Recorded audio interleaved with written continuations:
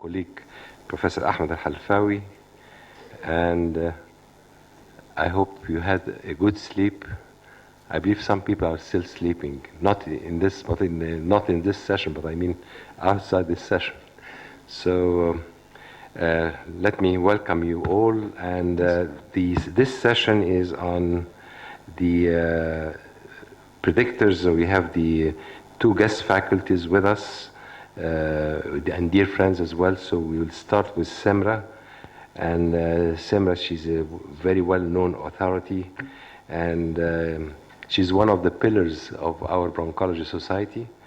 She's a professor of pulmonology and co-director of the 5th Pulmonary Department at Izmir, Suat Serene Training and Research Hospital for Thoracic Medicine and Surgery.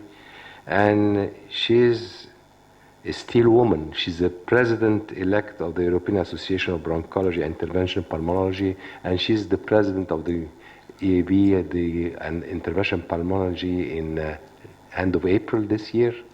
So congratulations for that, Semra. And she's going to address for us the predictors of successful bronchoscopic disc obstruction. Please, Semra.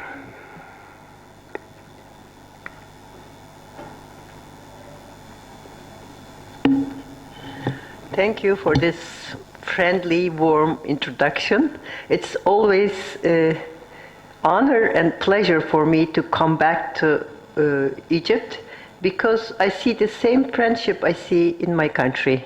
That's important. Science is important, but also communication and friendship is even more important than science.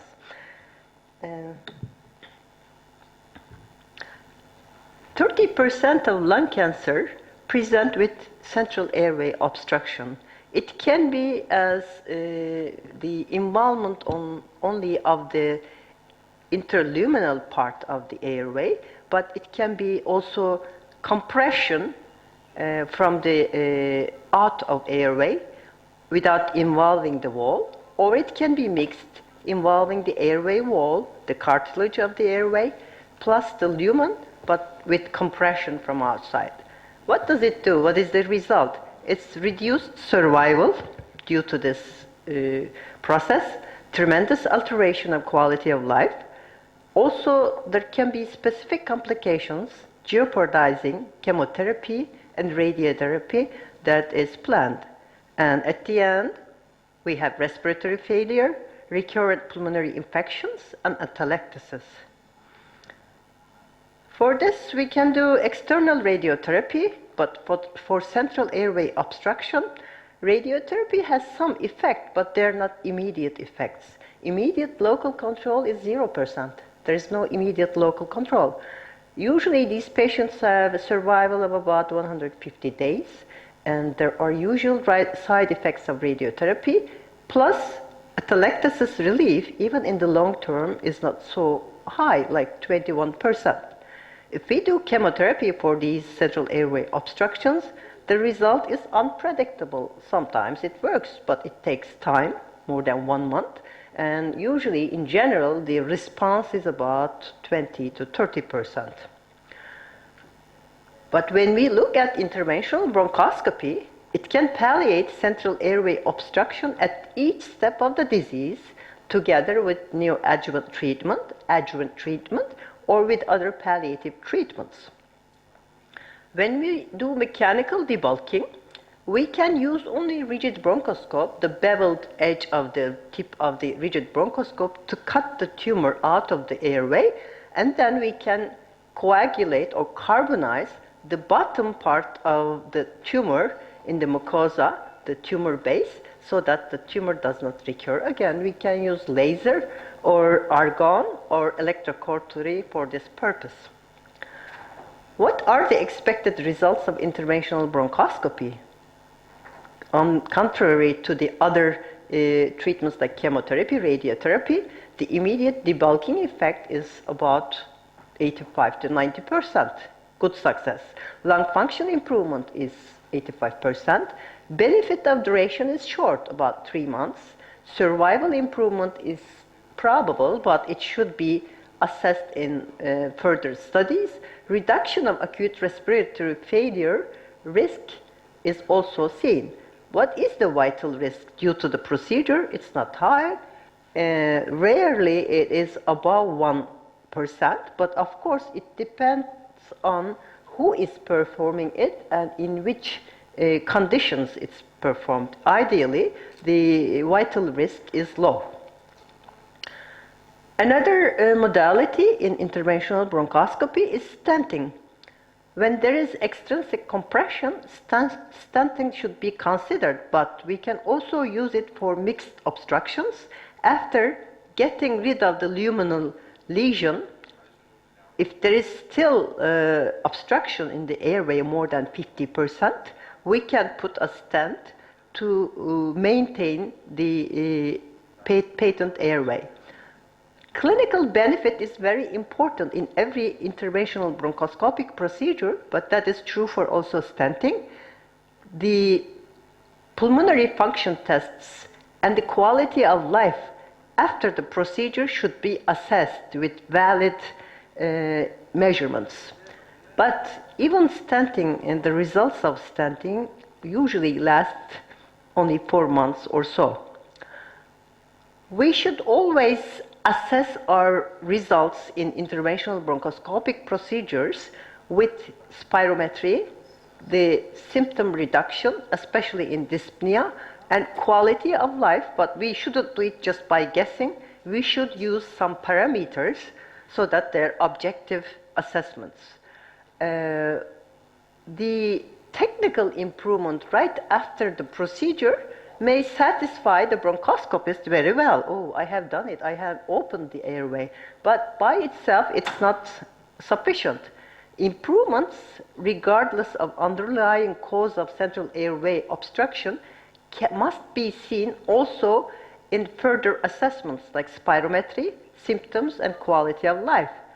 Rigid bronchoscopy is good in opening the central airway obstruction, because when you're doing the procedure, rigid bronchoscopy secures the airway. It helps also in maximal debulking, and it also is useful in placing the silicone stents. In a study done by Prashant and colleagues, it's shown that the outcome of treated advanced non-small cell lung cancer with central airway obstruction is similar to those who do not have central airway obstruction regarding survival. It doesn't mean interventional bronchoscopy increases survival significantly. It has to be shown in another study. But the main thing is that if we give interventional bronchoscopic treatment besides other treatments, we can have similar survival to the patients who have not any central airway obstruction but having other treatments. So, after this introduction, what are the prerequisites for a successful procedure? There are 3 important factors. Proximal airway obstruction, usually in trachea, main stem bronchus, bronchus intermedius, and sometimes in lower bronchi. So it should be a proximal central obstruction. It should be a localized disease, not a distally spread disease like lymphangitis, or a tumor obstructing the main airway, but also filling the distal airways, a continuous tumor. That wouldn't give successful results. And the third factor is functional bronchi and lung parenchyma distal to the obstruction. You can open mechanically the main airway, but if there is no functional bronchi and lung parenchyma due to the tumor or due to other disease, again, the patient won't feel that his or her dyspnea has improved or his quality of life has improved. So in this chest X-ray, we see right total atelectasis, but we cannot know whether it's this kind of central airway obstruction just limited in the central airway, or it is intraluminal obstruction plus more lesion outside of the tumor, mixed type of obstruction.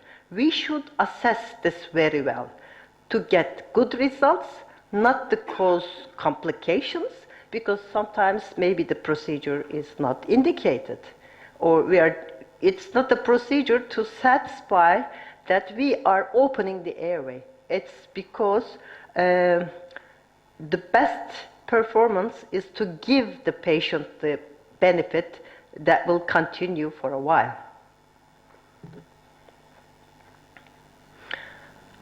So this slide is important. Benefits of interventional bronchoscopy for central airway obstruction.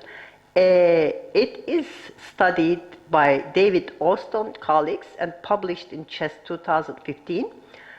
Technical success in their meta-analysis, it is acquired registry study. There are 947 procedures done.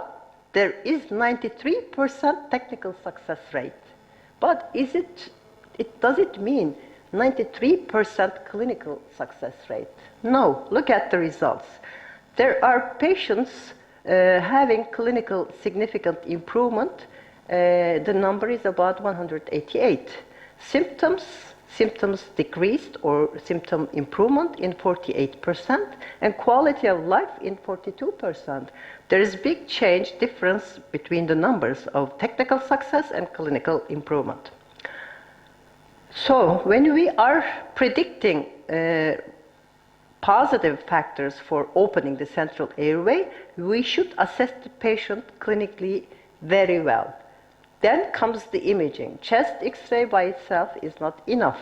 We should have CT scan and also maybe PET scan to see the whole anatomic involvement of the tumor or the other disease.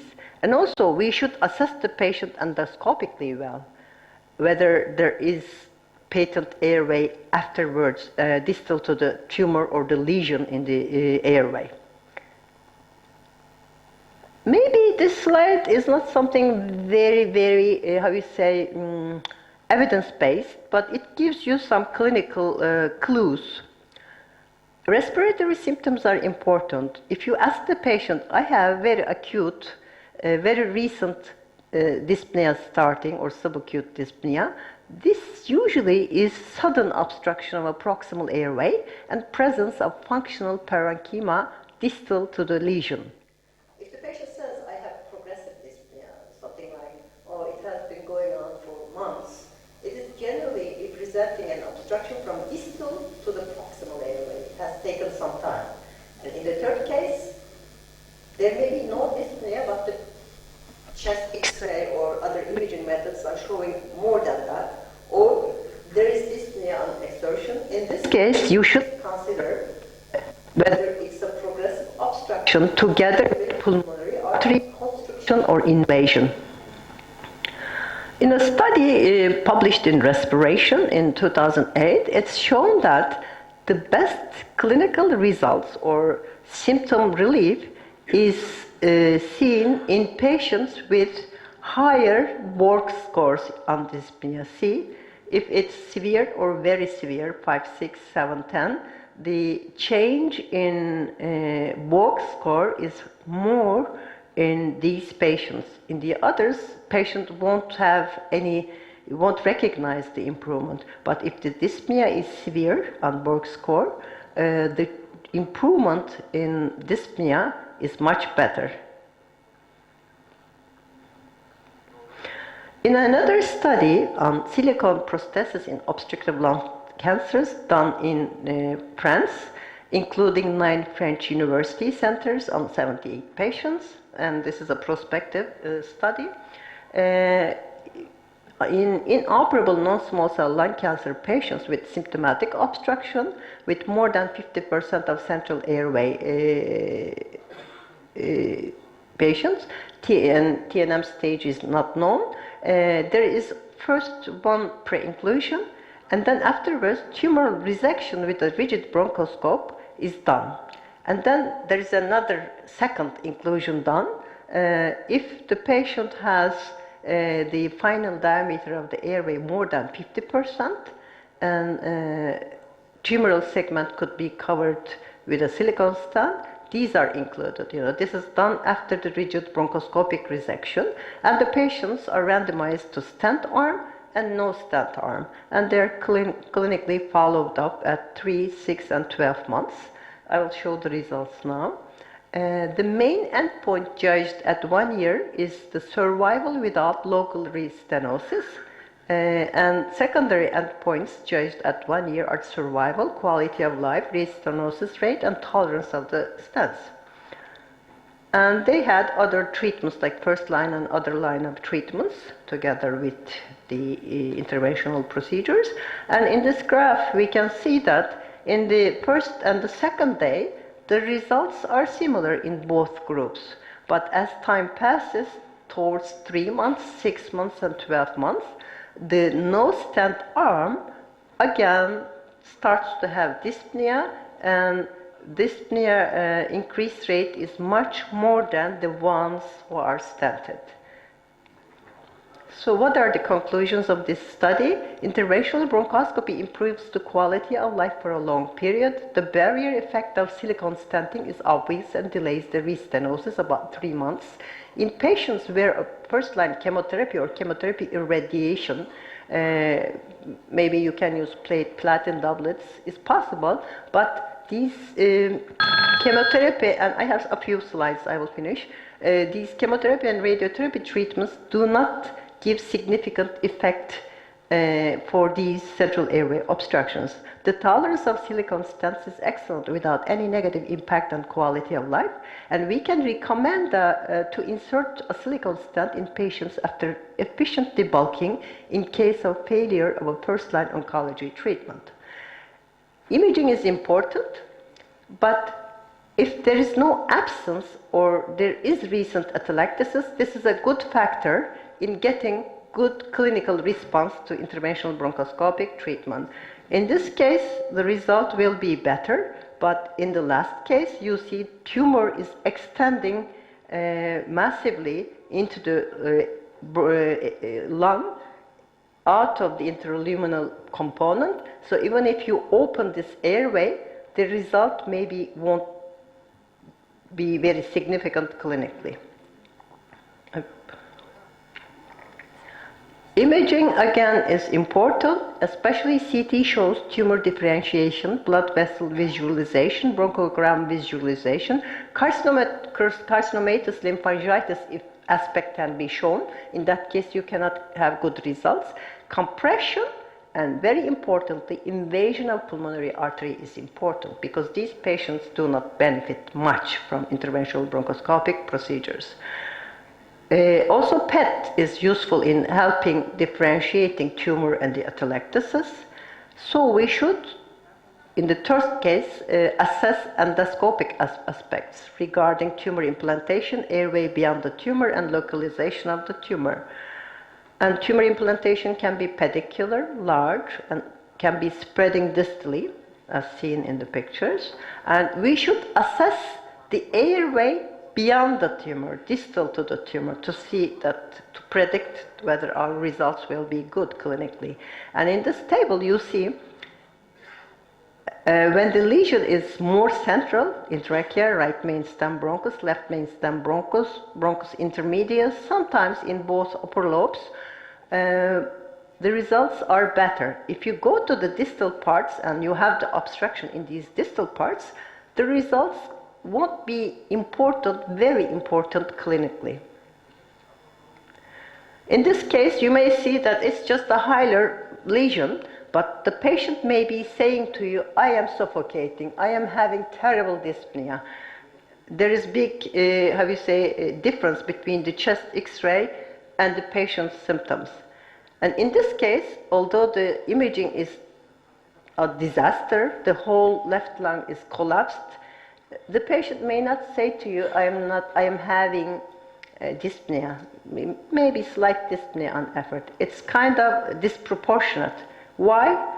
Because in the second case, if you see the chest CT, the tumor beside it has pleural effusion, but the tumor has invaded mediastinum pulmonary artery. So opening the airway in this patient won't be very successful regarding clinical aspects because there is too much invasion to the mediastinum, and on PET-CT you see tumor is invading left atrium.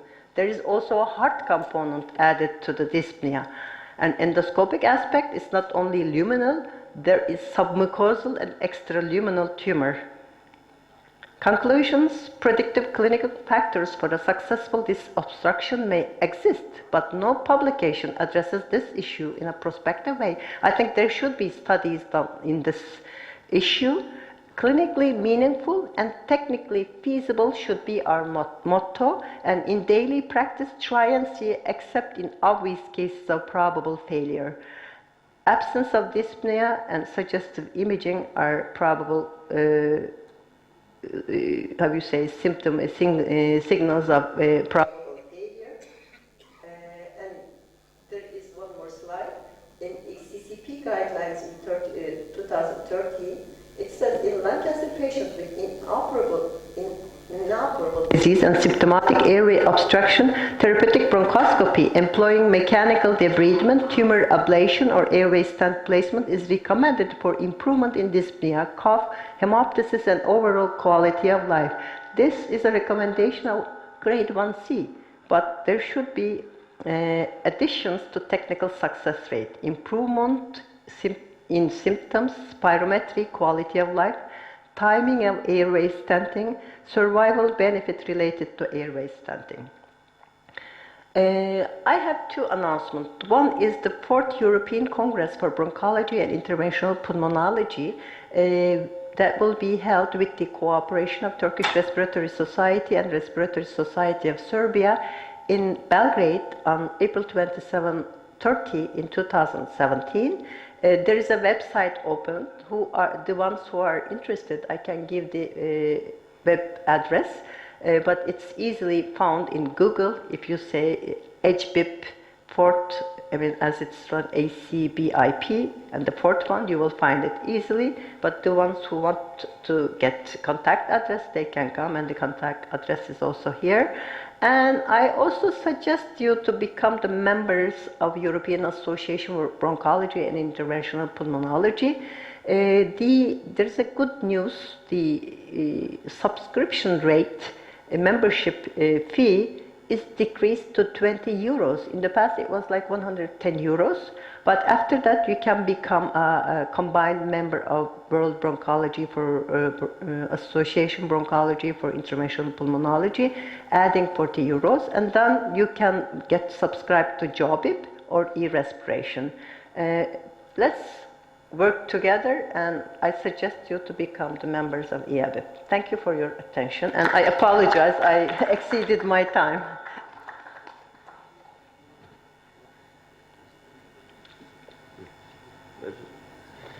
Thank you, Semra, for a very elegant presentation as usual, and actually your members with you in your distinguished society. So we will collaborate with you, of course, and it's our honor to be together in such scientific I events. and my society will be very happy to cooperate with your society. Thank you very much. So we'll be attending your meeting, as we say, inshallah, by the end of April. So thank you. We'll postpone the questions for a few minutes after Professor Alex, who's going to address for us his talk on management of central airway obstruction.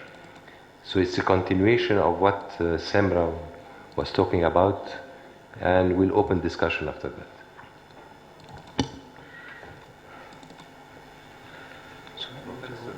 Alex,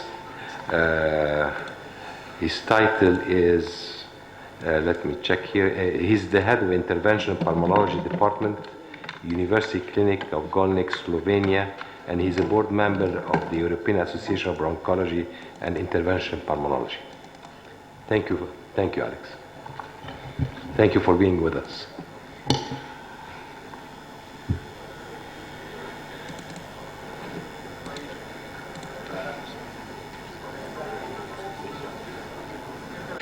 Okay, dear organizers, chairman, and dear colleagues, thank you very much. It's again a great honor and a pleasure for me to be here in this in your beautiful city, one of the sources of civilization of the world, and of course on your congress, which is very important for this region. I hope that I will present you the management of central airway obstruction in short words, because we are a little bit behind the schedule and I have a lot of slides, so I'll just hurry up for them. I think that the most important things Simra already stressed, and I'll just go a little bit into details, but I won't complicate too much about things. So I'll keep things simple as much as possible. So causes of central obstruction, central airway obstruction, are either because of the malignant disease or benign disease. The majority of the causes which we see are primary lung cancers. There are some metastatic tumors and some other rare tumors. And among the benign causes, there are most often some post-intubation stenosis or some granulomatous tissue, and somewhere also tuberculotic changes. Recognition of central airways obstruction is often delayed because they are not so very common, and the general practitioner often thinks that the patient has asthma or the COPD, and such patients are often treated by bronchodilators or similar drugs. So, symptoms which are not always so clear are of three different categories. Some are symptoms of acute obstruction. This is typical if somebody inhales a foreign body, especially children. There's a sudden onset that it's very clear that somebody inhalated a foreign body. There's choking, coughing, respiratory distress, even respiratory failure. So it is clear that central airway obstruction is because of the foreign body. But because of the tumor, the symptoms have a gradual onset. The shortness of breath is not immediate, but it develops through weeks or even months. And at very end, the patient develops either a wheezing or stridor or something more severe, more severe symptoms. There might be, and this is often, we see the patients in the moment or at the period of rapid deterioration. The patient already has a quite sizable stenosis in the central airway, and there is either worsening or exacerbation of chronic bronchitis or pneumonia in the situation where there is more mucus or the mucus is less viscous. Patient has difficulty with coughing, and this stenosis becomes sometimes significant. How we make diagnosis of central airways obstruction? Chest X-ray is basically the first procedure, but it's rarely diagnostic. I'll show you later the case.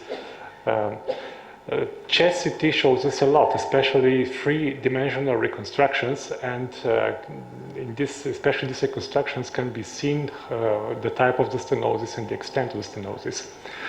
There are functional measurements, like not really spirometry, but more flow volume loops, which are more accurate, but they are still not so sensitive. And of course, bronchoscopy, which is a golden standard for confirming the stenosis, either a fixed or dynamic type of stenosis, or to see the number, to cause the etiology of the stenosis. So this is the case of 65-year-old female patient, which is a big shame for us and for me as well. Because this patient was a nurse who worked in our interventional pulmonology department for years, and she retired several years ago. And then she had a non-specific symptoms like a tightness in the lower part of the chest and some oppressions and so on. And she had more and more difficulties with swallowing hard food. But the swallowing was not such a big problem, but at the moment when she swallowed, she had episodes of dyspnea. General practitioner said that it's most probably some sort of COPD or asthma and gave bronchodilators, but after several weeks, the patient deteriorates, and she came directly to me, and we saw this X-ray. We see practically nothing, almost normal chest X-ray, but on the CT scan, first of all, we thought that she has a gastrointestinal that she has reflux disease, and we performed gastroscopy. There was some extramural compression, and she was immediately on CT scan, and we see almost complete obstruction of the left mainstem bronchus and very severe stenosis of the trachea as well. So we found a combined stenosis of the airway. We removed some tumor tissue, and at the end, left main bronchus was still collapsed, so we were inserted the silicone stent. Unfortunately, the later treatment with radiation chemotherapy was not very successful, and patient died several months thereafter. So the second mode of diagnosis is spirometry, not really spirometry, but flow volume loops. we see that this is a normal flow volume loop. This is a case of either emphysema or chronic bronchitis like COPD. And here we have several examples of fixed central airway obstruction or dynamic central airway obstruction. Either it is outside of the chest, that means upper trachea and larynx, or inside of the chest, it means the lower part of the trachea. But as we can see that these loops are not specific. If we have, for example, left main bronchus obstruction or even right main stem bronchus obstruction, the loop is pretty much similar as in restrictive diseases, pulmonary diseases, or even in neuromuscular weaknesses diseases. So these loops pretty much resemble to each other. But at least there is a suspicion that something is wrong, and we are then another new tests are indicated to confirm this. Why this method is not so sensitive? Because we know that the trachea in an adult person is at least 2 centimeters in diameter or even more. And we see that with these curves that the first sizable difference between the normal flow volume curve and between pathological is when the trachea is narrowed to approximately 8 or 10 millimeters. But when the trachea is narrowed from 20 millimeters to 10 or 8 millimeters, this means already 75% of obstruction of the trachea. So with flow volume loops, it's very late that we diagnose such kind of a disease.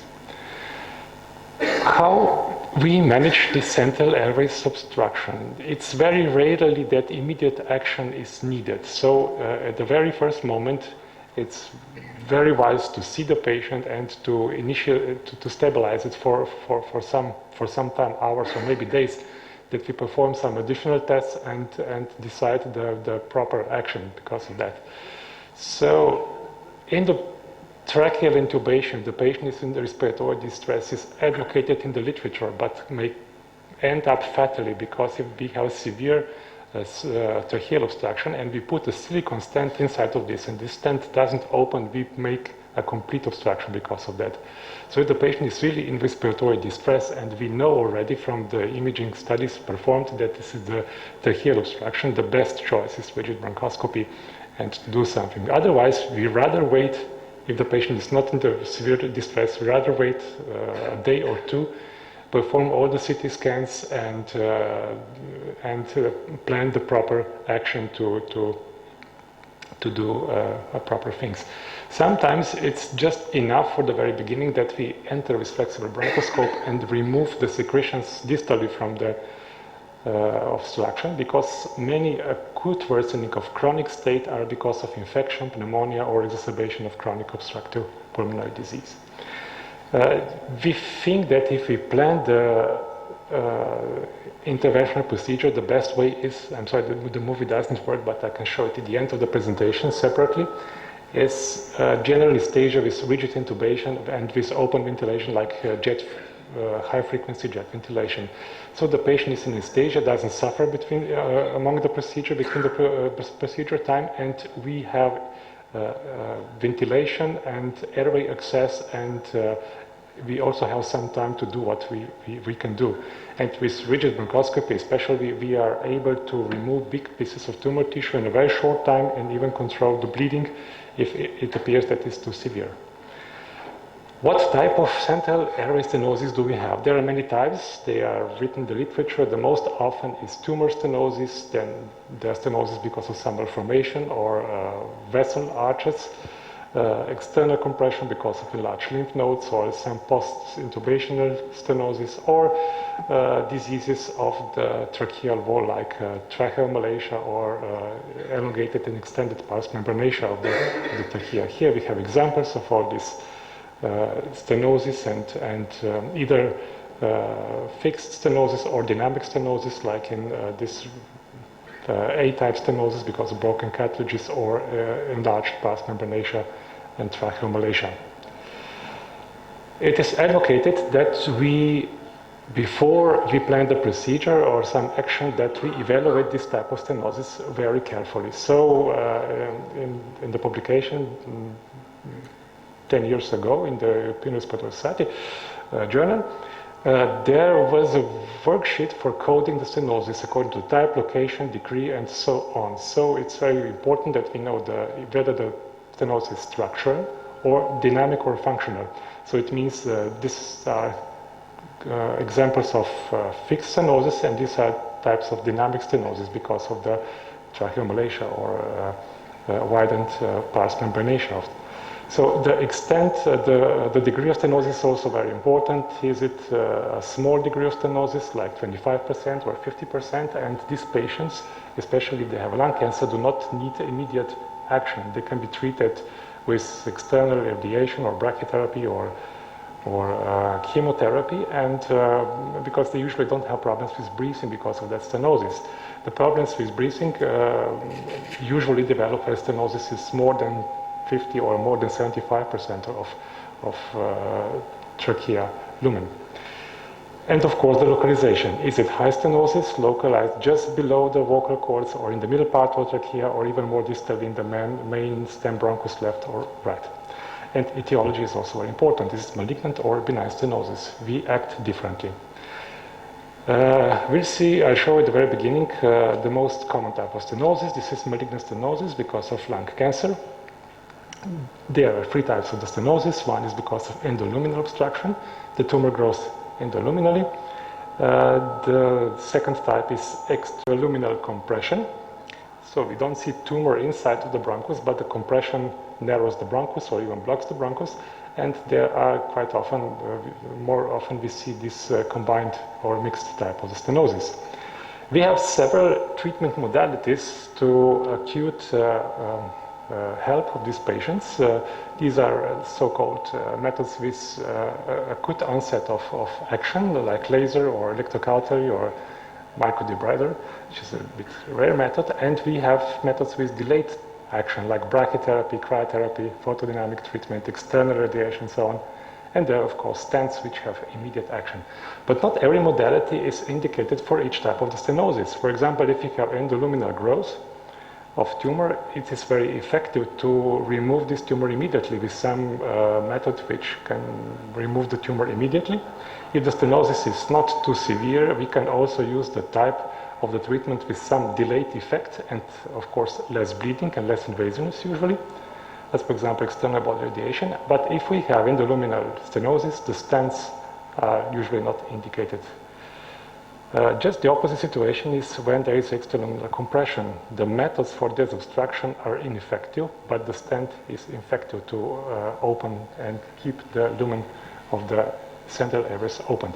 And there are mixed combinations where all these modalities come into the game. So once again, summarizing on this slide, in the mixed type of lesion, it's important that we remove endoluminal component and then to keep airway open until some more definite kind of therapy. With exclusively endobronchial lesions like polypoid tumors, it's most important that we remove this lesion, and stent will just additionally block the airway.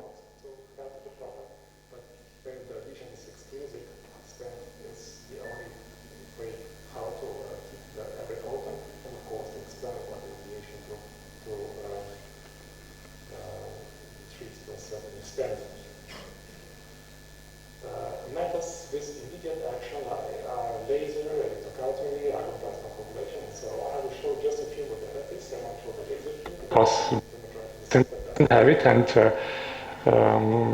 I'd rather choose, because of lack of time, electrocautery, because the majority of centers can afford electrocautery. It's not a very expensive piece of equipment. It's affordable. It uses electric current and thermically distracts the tissue. And the temperature which are achieved in the tissue are usually more than 100 degrees of Celsius, and they produce the carbonization of the tissue. We see the dark carbonized tissue where we apply the electrocautery.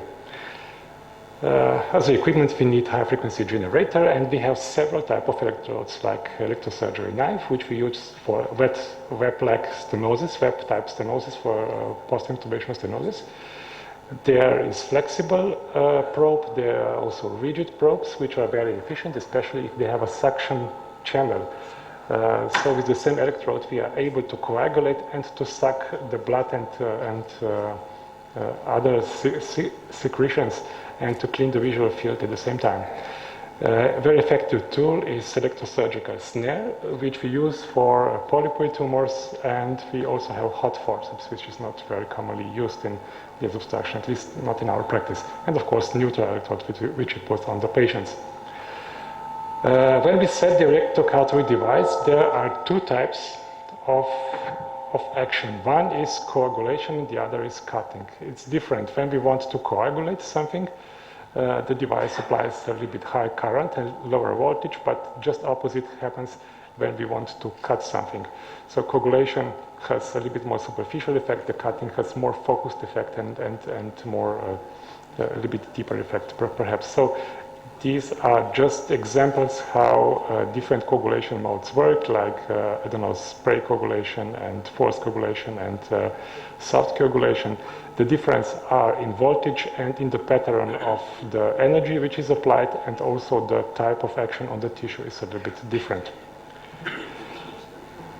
Electrocautery snare is a very effective thing if we have a polypoid tumor, for example, inside of the trachea or the main bronchus. Unfortunately, movie I will show at the end, because it doesn't work here. Again, another example, I will show it later. The next method for this immediate effect is argon plasma coagulator. It's very simple to electrocautery, but here we have an electrode which ionizes the argon gas, and because of the electromagnetic field between the probe and between the tissue, because we have the neutral electrode on the patient, attached to the patient, there is a flow of ionized gas, which also transmits electrical current and the energy. And again, we have a thermal effect on the tissue. And the speciality of this argon plasma coagulation is when we have a layer of carbonization on the tissue where we apply the energy. This layer of carbonization has a higher resistance, and the flow diverges around this carbonification and covers the area around this. So argon plasma is very effective when we want to coagulate, for example, a large field of tissue, not very deep. And the advantage is also that it's not a contact method. With electrocautery, we must contact the tissue, and when we contact the tissue, the carbon layer is also on the electrode, and we must do clean electrode all the time. But with argon plasma coagulator, if we are careful, this cleaning of the probe is not so it's not needed so much. But of course, the effect is superficial; it doesn't go into the depths. But we can cover in very quick time large areas of tissue. Indications, or basically said contraindications for electrocautery and argon plasma coagulators are all electrical devices which patient has, like pacemaker and other, or automatic defibrillator and so on. And of course, extraluminal compression is not effective. Extraluminal compression is not effective. Complications like everywhere, bleeding, area perforation are especially those who we fear the most. Advantages of electrocautery and argon plasma coagulator is that they are effective, easily available, not so expensive, and so on. So, and they have immediate action. In comparison with cryotherapy, which I will show now, the cryotherapy doesn't have immediate action. So if you have a very severe obstruction, cryotherapy is most probably not the method of selection, except in the cases when we do the cryo extraction of the tissue, which is safe in the cases where the tissue is very necrotic and doesn't bleed a lot, but it can be quite dangerous if tissue is well vascularized and bleeds a lot. And it's very difficult to stop the bleeding then if we tear a large piece of tissue and we have a severe bleeding.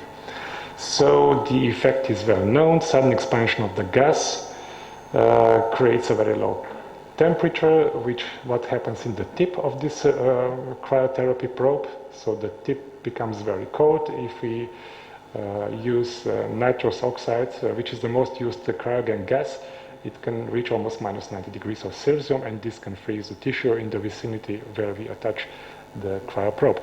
If we put the cryoprobe into the water, in a matter of seconds, ice ball is formed around it, and the similar effect is also in the tissue when we attach the cryoprobe to the tissue.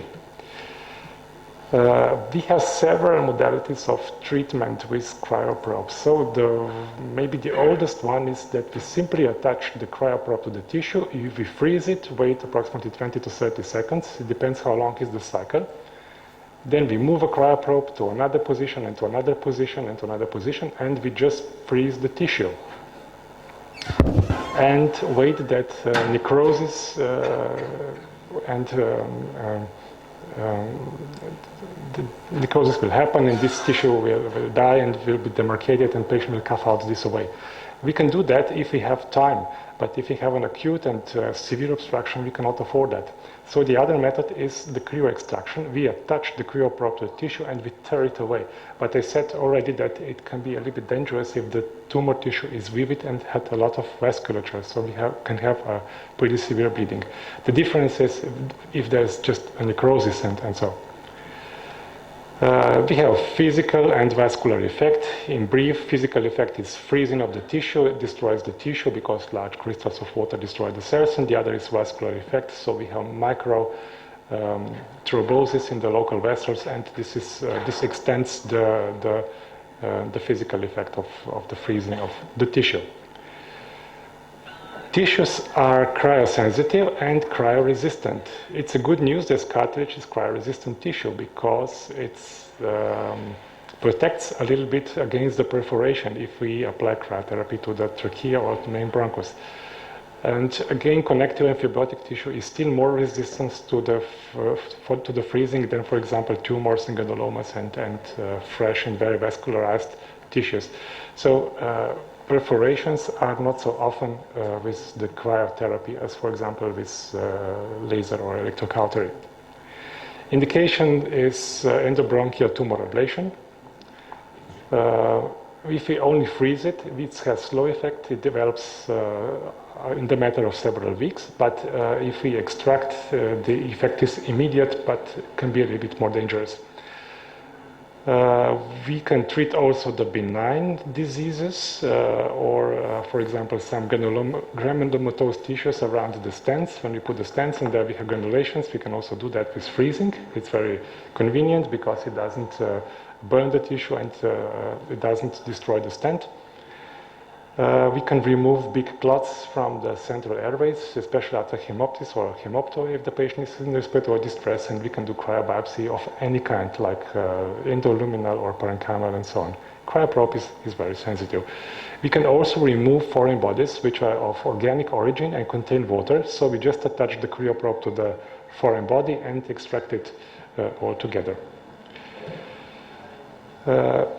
There are some advantages and disadvantages. The major disadvantage is the slow effect, the limited depth of effect. The cryotherapy goes just a few millimeters depth into the tissue, not very deep, and so it cannot be used for curative cases when we have, for example, some small carcinomas or carcinomas in situ. So there are some data, some of them quite old, more than 20 years, that cryotherapy improves lung function and airway disobstruction and dyspnea and so on. Of course, if we are effective and we are able to disobstruct the central airways. There are, of course, some complications. Hemorrhage is the most frequent, especially if we perform the cryo extraction of the tissue. The others are not so often and not so severe, except bronchoesophageal fistula. If we freeze too much on the pars membranacea of the trachea or in the left main bronchus on the posterior side, there is dangerous that after necrosis is formed, the fistula is formed. So the last modality, which we have for immediate help to the patient with collapsed or stenosed central airway, are stents. Stent is a foreign body, so it is the last resort. So it's not our first thinking that when we have a patient that we put inside of the stent, but the stent we put inside when we don't have any other better idea. Because having a foreign body to the airways is also associated and connected with some complications which develop early after stent placement or later after the stent placement. So the main goals are with stent we can reestablish patency of the central airways or support weakened cartilages in benign diseases. And the third big indication is sealing of the fistulas, especially tracheal or esophageal fistulas. We have many types of stents. A lot of them are not, we cannot buy anymore. For example, these old metallic stents are not, I think, even produced anymore. Basically we divide stents to two types. One are silicone stents and the other are metallic stents. Metallic stents are either bare or covered. And then we have a special types of stents in the last time, for example, as a dynamic stents, or new, this alveolus type of the stents, which is covered metallic but flexible and with some better mechanical properties. I will just show, I won't complicate it too much, because in the recent time we hear on the congresses as well that we can print the stents and we have personalized made stents and so on. This is still the battle of the future. It's this very moment. We cannot print a stent because we cannot print silicone stent. We can just print a plastic, but the plastic we cannot insert in the airway. So this is still the matter of future. I won't talk about that. I will just talk about what is available in this very moment. So we have silicone stents, metal stents, and so-called hybrid stents. Deployment of the silicone stents is only with rigid bronchoscope, cannot be deployed with flexible bronchoscope. Adjustment and removal is simple. In contrast with metallic stents, when we deploy them, they stay there. It's difficult to remove them or to adjust them. Maybe at the very beginning, but after several weeks, it's practically impossible. Ingrowth of the tumor tissue is practically none, whereas in non-covered metallic stent it's frequent and it happens almost always. Costs are different in any country. Representatives of these companies tries to take as much money as possible from us and from patients. So this is a little bit different depending on the country. Also, one important thing is that silicone stents, the wall of the silicone stents has some depth, and the inner diameter decreases the airway, in contrast with metal stents, which we can put in very narrow stenosis and the lumen still stands there. Migration is common, especially if you use tracheal stents and silicone stents, but infrequent with metallic stents and so on. So maybe this slide is a little bit more busy. Let's see what is the optimal stent. Of course, easy to place, easy to remove, with low complication rate, not very expensive, and the kind of one which we can use in any indication, either for benign diseases and also for malignant diseases. Today, most probably the most common used stents are silicone Dumont stents and covered metallic stents. In this case, I just take for the comparison Ultraflex stents, and I will try to make a comparison between these two types of stents a little bit. Of course, there are many others, but maybe they're not so frequently used, or they're maybe not so good. So, metallic expandable stents, covered metallic stents is possible to deploy with flexible bronchoscope. In contrast with silicone stents, where we need a rigid bronchoscope. In the cases of silicone stents, we often need to perform some type of dilatation before the deployment, because the stenosis and the silicone which you put inside of the stenosis won't open the lumen, can even block the lumen sometimes if you don't do some pre-dilatation. In the cases of metallic stent, this is not so much necessary, because these stents have some force that can open an airway to a certain degree. But even here, if the stenosis is severe, and so some pre-dilatation is quite needed often.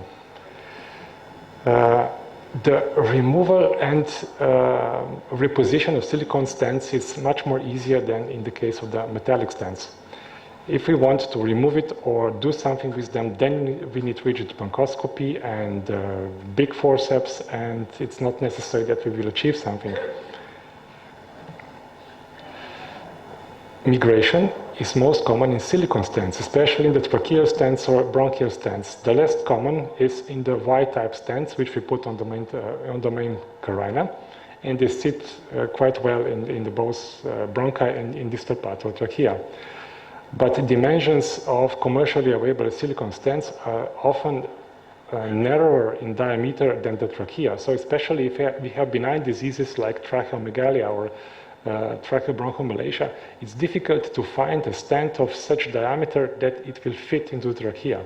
So in the majority of the cases, we just put the Y-type stent on the main carina, and that anchors into the bronchi and keeps at least the distal part of the airway, of the central airway, a little bit opened.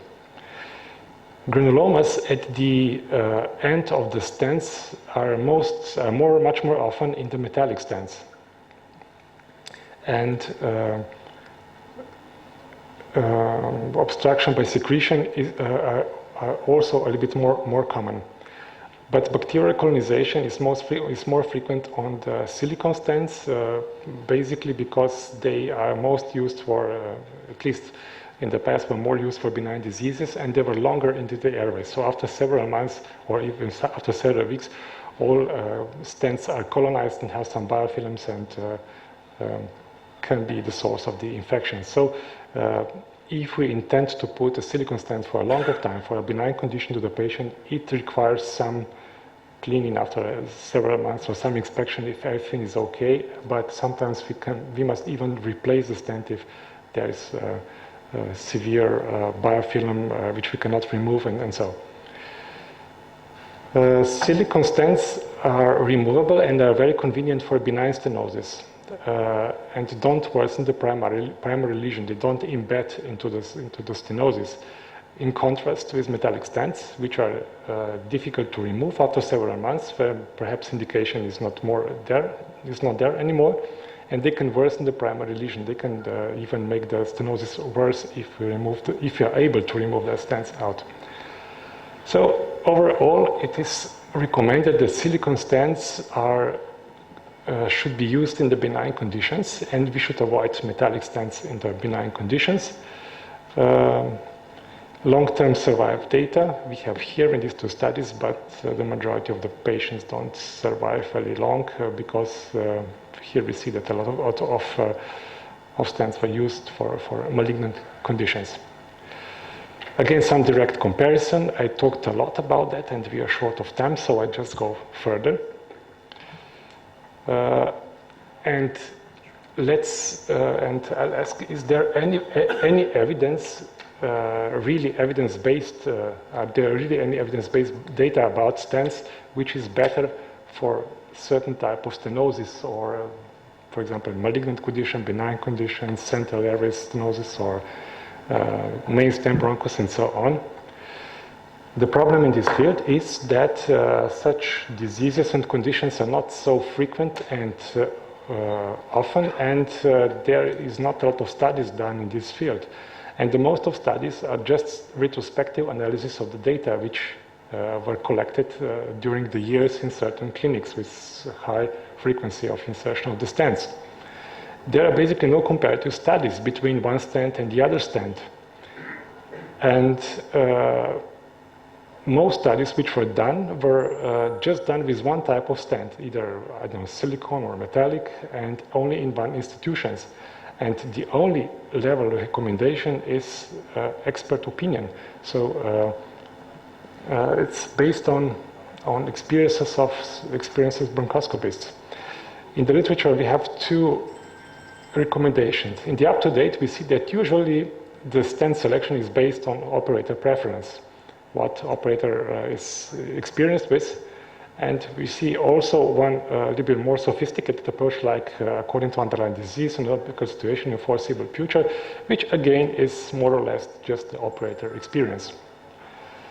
So in general, we can say that for benign stenosis, we use short removable stents because we think that this stenosis can be treated and cured, and after some time, these stents can be removed. But for malignant stenosis, it depends really on the situation. And it seems that both stents are also good, but more peripherally we go, especially if we're on the right or mainstem bronchus, right or left mainstem bronchus, and there is not much place, maybe it's better to put inside the covered metallic stents because it doesn't take so much lumen as the silicone stents, because the silicone stents, the wall of the silicone stents has some depth, which is approximately 1 milliliter. When we choose the type of stents, it's also important that we take into the calculation mechanical properties. If we want to, if there's a benign disease and we expect that the stent will stay for a longer period of time in the patient, it's important that patient is able to cough effectively and to cough out the sputums and excretion. And dynamic stent, because in this case, the best mechanical characteristics to do that. So rigid stent is just rigid, and dynamic stents is squeezed with cuff and expands later after the cuff. Again, adaptability. The covered metallic stents can adapt to, for example, S-shape of trachea or mainstem bronchus, when silicone stents cannot adapt so easily to such shapes and are just straight tubes, more or less. But what is also important, silicone stents can be customized. We can cut a piece of stent away, especially in the case of the right main bronchus, when we have the right upper lobe bronchus quite early, goes quite early up, and if we put too longer sleeve inside of the right mainstem bronchus, we can block the upper lobe. So if we measure this before the procedure and cut a piece of silicone away, we can avoid this complication. And if you don't want so big tracheal part of the stent, we can also cut a piece of silicone away. So it's customizable. Technique, insertion techniques. Most stents require rigid bronchoscope for insertion. Exclusively the silicone stents. Without a rigid bronchoscope, you cannot introduce the silicone stent. Sometimes airways are not sufficiently open, and we must do some removal of the intraluminal component with laser, cautery, and so on. I already talked about that. Or if there is extraluminal compression or benign stenosis, we must dilate a little bit of this. So the very good tool for dilation of stenosis is either a rigid bronchoscope, but we must insert it very carefully to stenosis into circle-like movements, or we can do it with a balloon dilation, of course, very carefully. Here we have a curve of stress curve of biological tissues. Usually when we come to the stenosis, we have such a situation. Low strain, low stress, but when we put balloon inside and start to pump it and dilate it, at the beginning, the tissue will behave very elastically. And when we again deflate the balloon in a matter of seconds, the tissue will get back and close the stenosis again. When we reach the certain level of stress, the tissue starts to behave like a plastic thing. It won't go back anymore. It's just an example. When we have a spring, when we play with it, it's elastic, but when we pull it too much, the spring won't get back again, at least for a certain amount of time. And if we are too strong, we can produce the tears and structural damage of the airway and deeper perforation of the airway and some severe bleeding. So this is when we dilatate too much. In the cases of extra bronchial or extramural compression, it is advisable that we dilate this stenosis to a certain extent, and immediately after that put a stent which is perhaps slightly bigger than the dilated stenosis, because tissue will readapt a little bit in the matter of next days, and will be and stent will be good embedded into the situation. Otherwise, if we don't use big enough stent, we can have migration after several days, and the procedure is not so effective. Here are just examples of some applicators for Dumont stent or covered ultraflex stent and polyflex stent and so on, and special forceps for dynamic stent. I won't go into their details, and also pre-packed alveolus stent. Maybe a few words about complications. The most often complications are misplacement or non-opening, then migration, mucostasis, obstruction, mechanical failure, and perforation. Maybe the complication which we fear the most, especially with silicone stents, is when we put a stent into stenosis, the stent doesn't open. And furthermore, completely blocks the lumen. And this is a tragedy if we do this into the trachea. And also, a narrowed lumen is completely blocked with the silicone. So what we can do? We must remove stent immediately because the patient won't tolerate long enough such situation. And once again, estimate the situation, whether we use too big stent, or the patient still needs some pre-dilatation before deployment of the stent, or the same stent cannot be introduced back, but we must choose a narrower one or smaller one. So careful measurement, some pre-dilatation, and can avoid such a complication. But if you are able to put inside the forceps or the balloon to expansion, sometimes we are able to open the balloon in situ, but if these maneuvers are too long, rather grab the stent, pull it out, and try to take it in once again.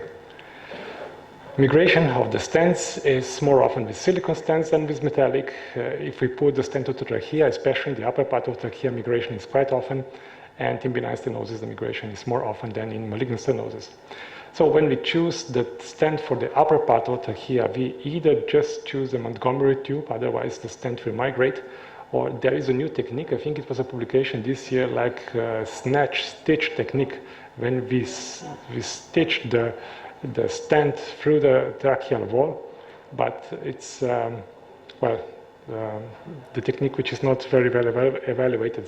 There was only one publication from this field yet.